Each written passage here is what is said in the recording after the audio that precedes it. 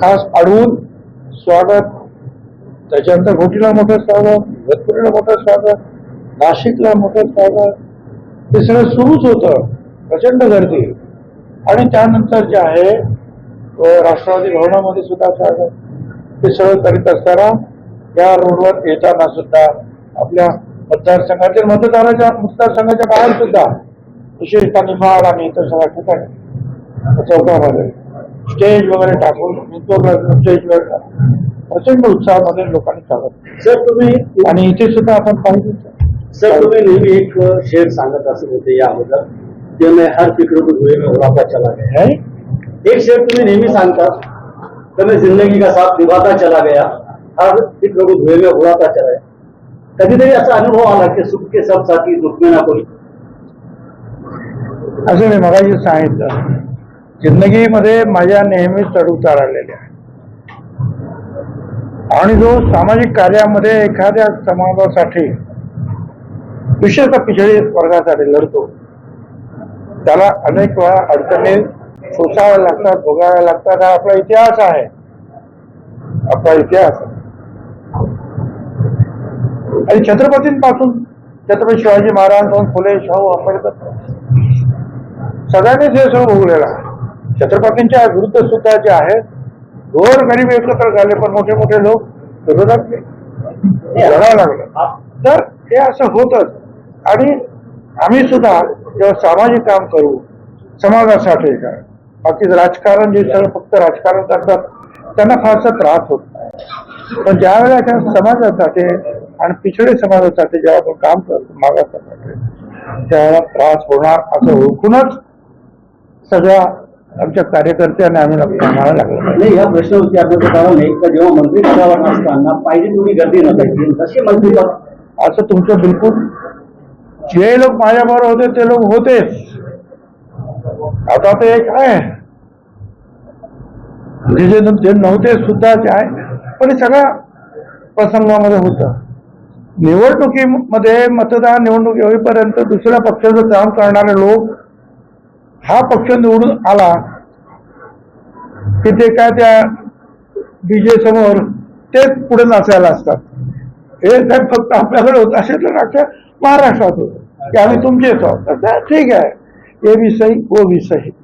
साहेब जेव्हा तुम्ही मंत्री आहात आणि त्यानंतर तुम्ही निवडून आलात, तुम्हाला मंत्रिमंडळामध्ये स्थान दिलं, मात्र आता तुम्हाला मंत्रिमंडळात घेतले तर अजितदादांनी मिश्रीपणे एक टोला मारला की आता भुजबळांना मंत्री पद्धती दिले वादवर ढोल. मला माहिती नाही काय म्हटलेलं आहे, परंतु आपण त्यांनी ते आनंदात हे करण्यास साजरा करण्यासाठी म्हटलं असेल आणि त्याप्रमाणे ते ढोल वाजतातच अख्ख्या महाराष्ट्रात ते ढोल वाजतात. तर पुढचा ध्येय काय? पुढचा ध्येय काय? काय करायचं आपलं, काय ध्येय आपल्या मंत्रिपद मिळालं, मतदारसंघ, जिल्हा आणि राज्य त्याच्या भल्यासाठी काम करायचं. आणि एरवी सुद्धा सामाजिक काम आपलं चालूच असतं गोरगरिबांचं. एक आता आगामी स्थानिक स्वराज्य संस्थांच्या निवडणुकीवर एक ओबीसी चेहरा म्हणून आपल्याला ऐनवेळेवर संधी देण्यात आली. यापूर्वी आपल्याला डावलण्यात आलं होतं, मात्र आता निवडणुका समोर ठेवून आपल्याला घेण्यात आलं. ठीक आहे, तुम्ही ते असं म्हणू शकता, परंतु डावलायला नको असा विषय मुख्यमंत्री फडणवीस साहेबांपासून तर दिल्लीचे जे नेते आहेत मोदी साहेब किंवा अमित शाह साहेब यांनी सुद्धा जे आहे त्यावेळेला, आता मी निवडणूक आता जाहीर झाल्या त्यावेळेस अजून त्यांनी काय असं त्यांचा कामा नाही. निश्चित स्थानिक स्वराज्य फायदा होईल दिसेल ना. आता तुम्हीच प्रश्न विचारता, हा प्रश्न तुम्ही इतरांना विचारला, दुसऱ्या कुठल्या मंत्र्यांना विचारा, हा मलाच विचारता, म्हणजे तुम्हाला माहिती आहे की फायदा होणार आहे.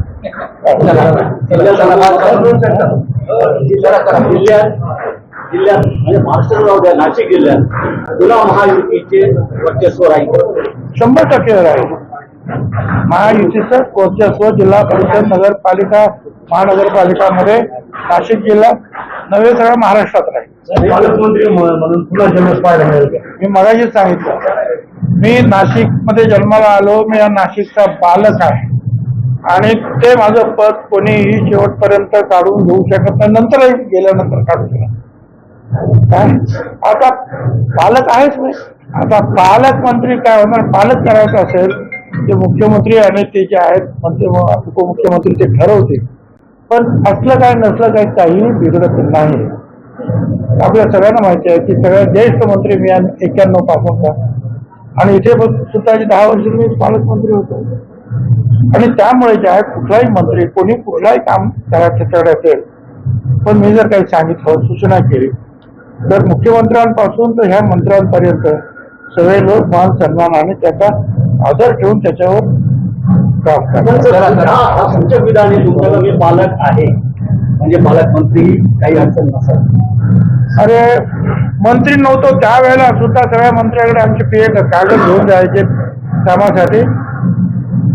त्यावेळेला सुद्धा अतिशय मानाचे मागणूक आमच्या सगळ्या कार्यकर्त्यांना म्हणत होती. का तर छगन भुजबळ साहेबांचं काम आहे. एबीपी माझा, उघडा डोळे बघा नीट.